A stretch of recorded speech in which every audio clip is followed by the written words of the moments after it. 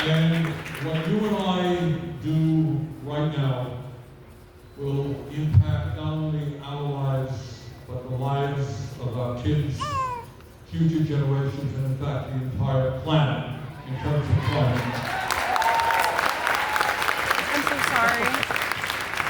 And what makes this moment unique is that I think for the first time in the history of the country, we are looking at a nation which is rapidly becoming an oligarchic form of society. And look, I don't care whether you're a Democrat, Republican, Independent, whatever. I do not think that the average American wants to see a handful of billionaires running the United States government. No. For better or for worse, I was at Trump's inauguration. I somehow got pushed right into the front row. I don't know how, but there I was. Trump gets inaugurated. Right behind him are the three wealthiest people in America: Mr. Musk, Mr. Bezos, and Mr. Zuckerberg. Together, those three guys own more wealth than the bottom half of American society, 170 million people. Got it? That's not all. Behind these guys are 13 more billionaires who Trump nominated to run major government agencies. What I'm going to speak about in a moment is, when we were all told, this is Lincoln High School, right? Well, I'm going to quote Abraham Lincoln. And you all remember what he said at Gettysburg. So here's Lincoln at Gettysburg a few days after a terrible battle where many, many, many thousands of people were killed fighting against slavery. And a few days later, Lincoln goes there, he looks out at this battlefield. And in so many words, what he says is, these dead did not die in vain. And that what we must maintain is a government of the people, by the people, and for the people.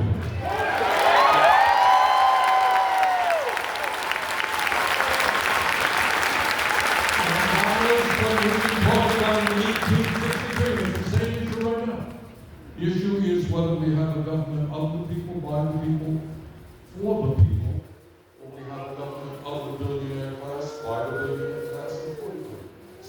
Now let's be clear. The reason I am informed why we were in Kenosha and Altoona earlier, but in Iowa City and Omaha, is all of these districts have Republicans who are in Congress having won elections by rather slim margins. You have a congressman named Mr. James, I understand.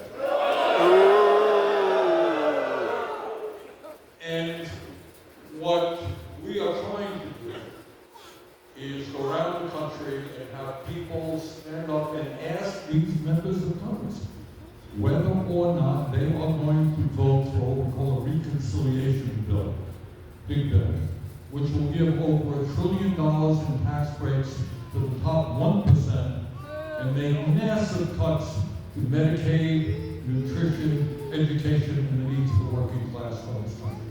So I'm asking Congressman James today, I'm from Vermont, I'm here in Michigan. Well, you know what? If he represents you, he should be here, right here, holding the town meeting just like this.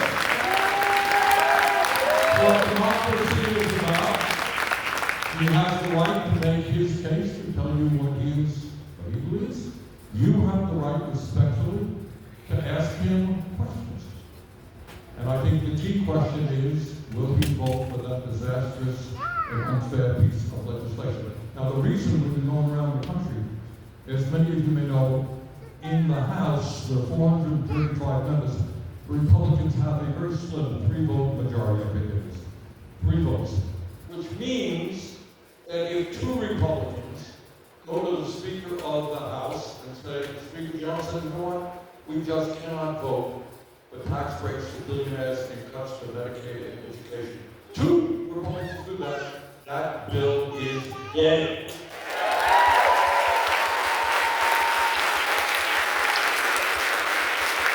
And I hope very much that you will convince Mr. James that he should be one of those Republicans.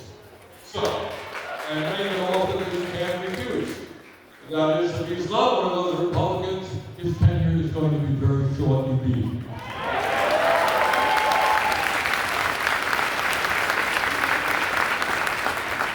So that's why we're here to do everything possible to see that there are not massive cuts, not only to Medicaid, and nutrition programs, but to Social Security, to veterans programs. They just announced the other day that they want to cut veterans employment at the VA by 87,000. Do we have any veterans here in the room? Right. Well,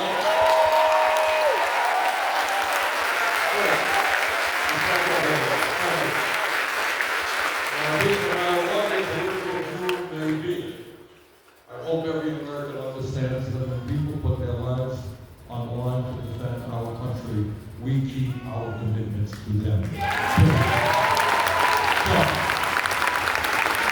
I want to say again, look, the kind of turnout that we're seeing here, I think we have 5,000-6,000 people.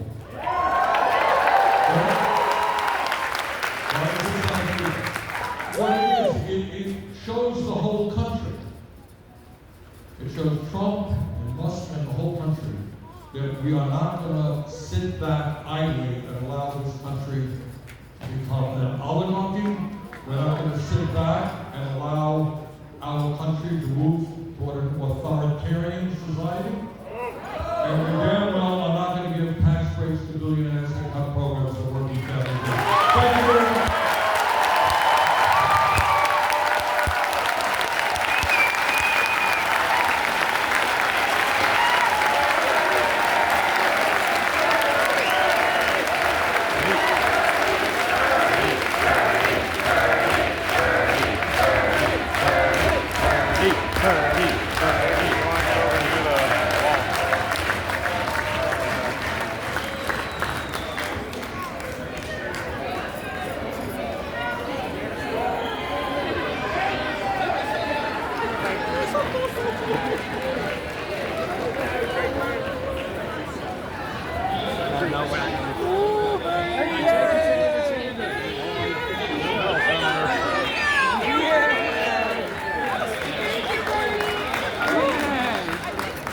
Very nice.